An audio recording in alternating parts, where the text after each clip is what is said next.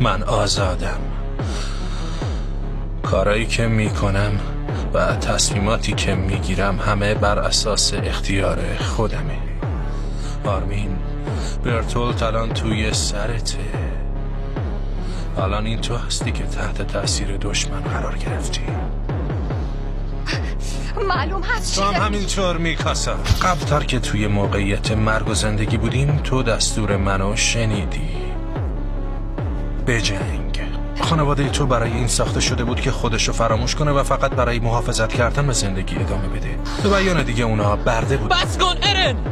ایش میدونی از چه آدمایی بیشتر از همه بدم میاد؟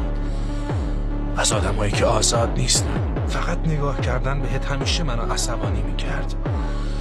و الان بالاخره دلیل حسمو میدونم. من نمیتونم به برده‌ای نگاه کنم که بدون هیچ سوالی دستوراتی که بهش میدن و اجرا میکنه.